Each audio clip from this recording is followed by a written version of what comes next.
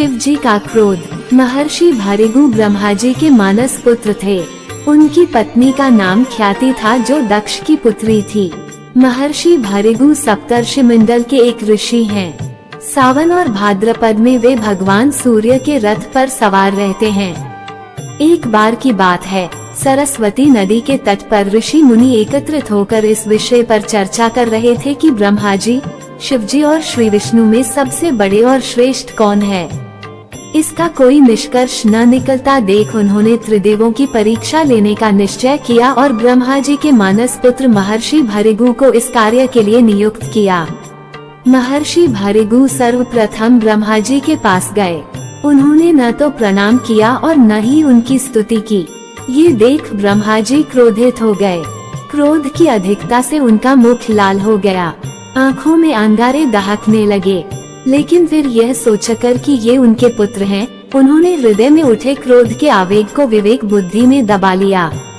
वहाँ से महर्षि भृगु कैलाश गए। देवाधिदेव भगवान महादेव ने देखा कि भृगु आ रहे हैं तो वे प्रसन्न होकर अपने आसन से उठे और उनका आलिंगन करने के लिए भुजाएं फैला दी। किंतु उनकी परीक्षा लेने के लिए भृगु मुनि उनका आलिंगन अस्वीकार करते हुए बोले, महादेव, आप सदा वेदों और धर्म की मर्यादा का उल्लंघन करते हैं। दुष्टों और पापियों को आप जो वरदान देते हैं उनसे सृष्टि पर भयंकर संकट आ जाता है। इसलिए मैं आपका आलिंगन कदापि नहीं करूँगा। उनकी बात सुनकर भगवान शिव क्रोध से तिलमिला उठे। उन्होंने जैसे ही त्रिशूल उठाकर उन्हें मारना चाहा, वैसे ही भगवती सती ने बहुत अनुनय विनय कर किसी प्रकार से उनका क्रोध शांत किया। इसके बाद भृगु मुनि वैकुंठ लोक गए। उस समय भगवान श्री विष्णु देवी लक्ष्मी की गोद में सिर रख कर लेटे थे। भृगु ने जाते ही उनके वक्ष पर एक तेज लात मारी।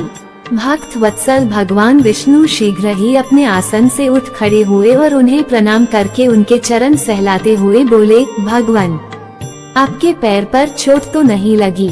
कृपया इस आसन पर विश्राम कीजिए।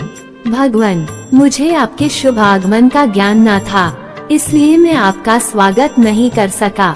आपके चरणों का स्पर्श तीर्थों को पवित्र करने वाला है। आपके चरणों के स्पर्श से आज मैं धन्य हो गया। भगवान विष्णु का ये प्रेम व्यवहार देखकर महर्षि भृगु की आंखों से आंसू बहने लगे। उसके बाद वे ऋषि मुनियों के पास लौट आए और ब्रह्मा जी, शिव जी और श्री विष्णु के यहाँ के सभी अनुभव विस्तार से कह बताया। उनके अनुभव सुनकर सभी ऋषि मुनि बड़े हैरान हुए और उनके सभी संदेह दूर हो गए। तभी से वे भगवान विष्णु को सर्वश्रेष्ठ मानकर उनकी पूजा अर्चना करने लगे। वास्तव में उन ऋषि मुनियों ने अपने लिए नहीं, बल्कि मनुष्यों के संदेहों को मिटाने के लिए ही ऐसी लीला रची थी।